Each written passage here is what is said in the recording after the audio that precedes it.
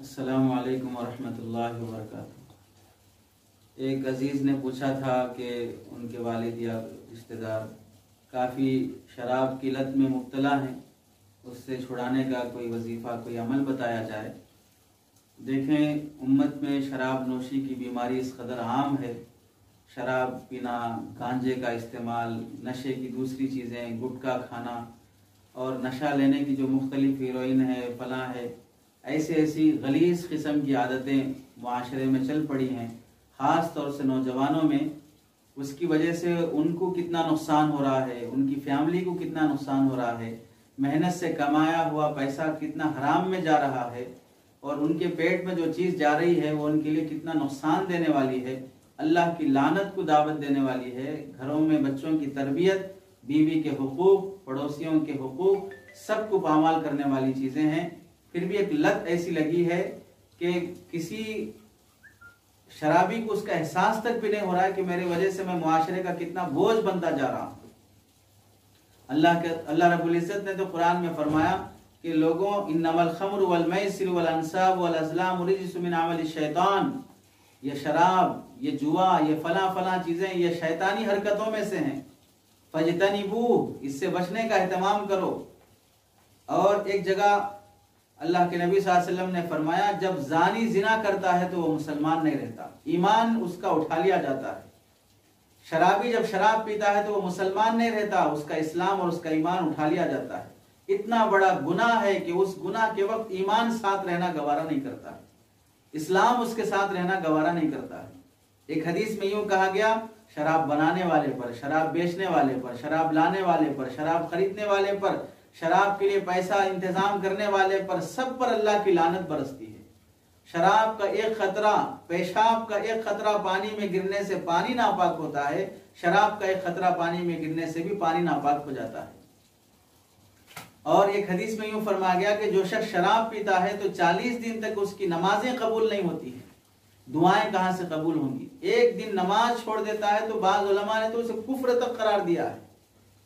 40 दिन तक नमाजों का क्या हाल रहेगा? जब तक वो गंदगी और नापाक चीज उसके मुंह में रहेगी और शराब की हालत में रहेगा, न दुआएं कबूल, अल्लाह की लानत, न नमाजें कबूल, मुआशरे पर बोझ।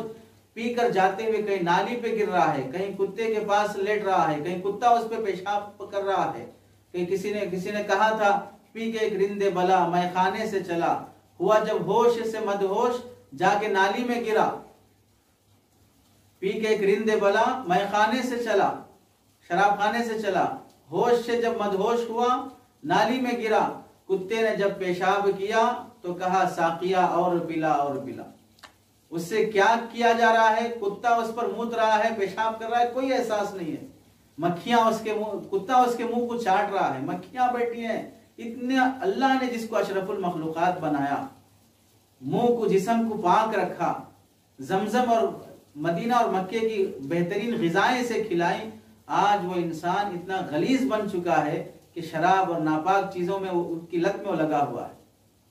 कैंसर की बीमारी में मर रहा है, दूसरी बीमारियों में मर रहा है। एहसास तक भी नहीं है कि मैं अपने बच्चों पर कितना बोझ हूँ, अपने समाज पर कितना बोझ हूँ और गुनाह कितना मोल रहा हूँ। जो शख्स दुनिया में शराब का आदी होता है, अल्लाह कल उसे जन्नत की शराब नहीं पिलाएंगे। सहाबा पर जब ये आयतें नाजिल हुई शराब की हुर्मत की, सालों से उठाकर रखी हुई शराब नालियों में पानी की तरह बहा दी गई और शराब को हाथ तक लगाना गवारा नहीं किया गया है। और आज मुसलमान हराम होने के 1400 साल के बाद भी दूध से ज्यादा उसे खरीद कर पी रहा है और शराब दूध से ज्यादा सस्ती होती जा रही है।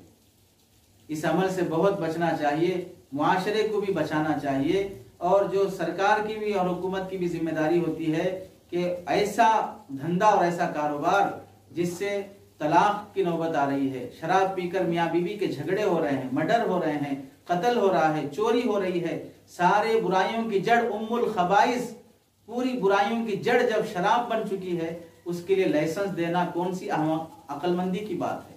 इससे बड़ी बेवकूफ़ी और हिमाकत क्या है? पब्लिक की सेवा करने का दावा करने वाली अगर कोई कमेटी या तंजीम या सियासत वो पब्लिक को सड़क पर ला रही है और उन्हें हराम चीजों में मुब्तला कर रही है, और असल बुनियादी जुर्म कहां से हो रहा है, बुनियादी गलती कहां पर हो रही है, उसका एहसास तक भी नहीं है। खुलासा ये कि जिन साहब ने पूछा कि शराब की लत से बचने के लिए क्या करना चाहिए, पहली चीज़ तो यह है कि उनकी सोहबतों को देखें कि उनकिन के साथ उठना बैठना है, उनकी दोस्तियां वो ख़त्म करें। शराब नोश करने वालों की दोस्ती से उनको बचा के रखें, बिला ज़रूरत घर से बाहर जाने से रोके रखें। बाप अगर कमाने के लायक नहीं और इस गलत हरकत के लिए निकल रहा है तो उसे मन्नत समाजत करके हाथ पर बांध के घर में बांध के रखें।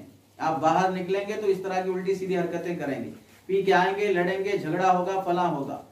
अगर वो कमाने के लिए जा रहा है तो दोस्तों और उनकी सर्किल को, दोस्तों फ्रेंड सर्किल को सही बनाने की कोशिश करें, उनके लिए खूब दुआओं का एहतमाम करें।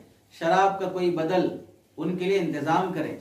जल्दी आदत छूटती नहीं है तो उसके बजाय, शराब के बजाय कोई मसलन उससे कम दर्जे की चीज पे आ गए, कम नशे की चीज पे आ गए, शराब के बजाय सेंधी पी लिए, उसके बाद आगे चलकर कुछ रेडबुल वगैरह दूसरी जो ताकतवर चीजें, कुव्वत अफजा चीजें शुमार हो सकती हैं समाज में, उन चीजों पर उन्हें ला दिए। आहिस्ता आहिस्ता उस बीमारी से तौबा करा दी गई। तो कोई भी बुरी आदत आहिस्ता आहिस्ता छोड़ने की कोशिश की जाए। उसके अलावा वजीफे की जहां तक बात है, अमली जिंदगी में तो अमल ही ज्यादा पेश रहना चाहिए।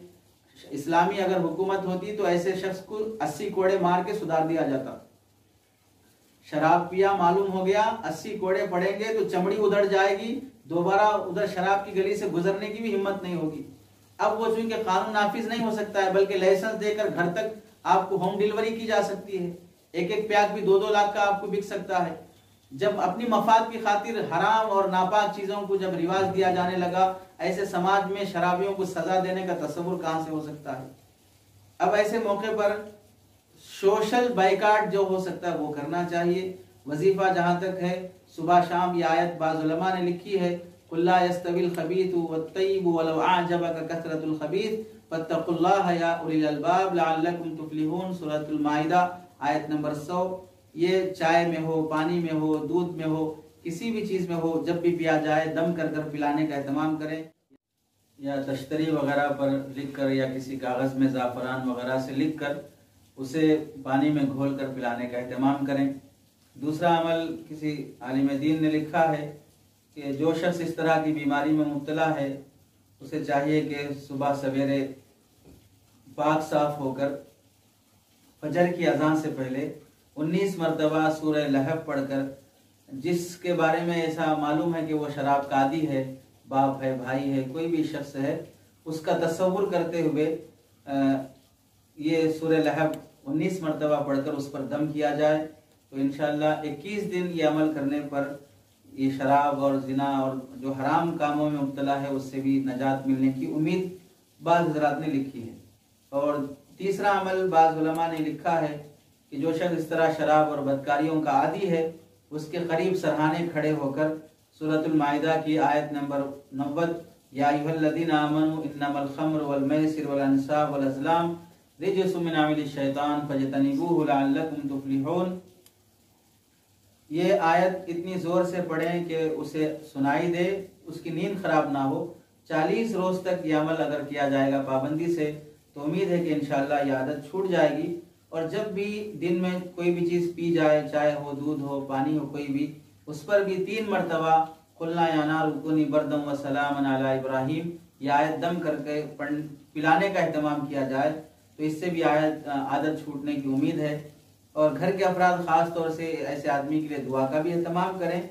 और सूरह मोमिन और की ये आयत, सूरह गाफिर की आयत, इब्तिदाई आयतें हामीम तंजीलुल किताबी मिनल्लाहिल अज़ीज़िल अलीम गाफिरिज़ ज़ंबि क़ाबिलित तौबि शदीदिल इक़ाबि ज़ित्तौलि ला इलाहा इल्ला हुवा इलैहिल मसीर पढ़कर उस पर दम करने का एहतमाम करें।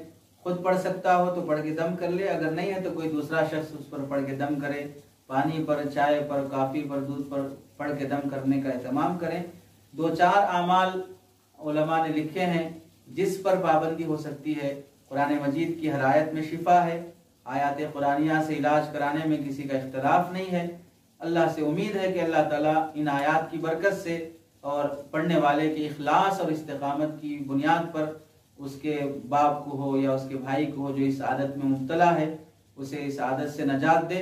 अल्लाह से दुआ है कि जिन भाई ने भी सवाल किया है उनके फैमिली में जिस इस आदत की वजह से जो भी परेशानी और जो भी नुकसान उठाना पड़ रहा है, जो भी शर्मिंदगी उठानी पड़ रही है, अल्लाह उससे नजात दे और उन साहिब को जो शराब की आदत में मुब्तला है उन्हें हिदायत दे और इन वज़ाइफ और इन अमाल का असर उनकी ज़िंदगी में पैदा फरमा।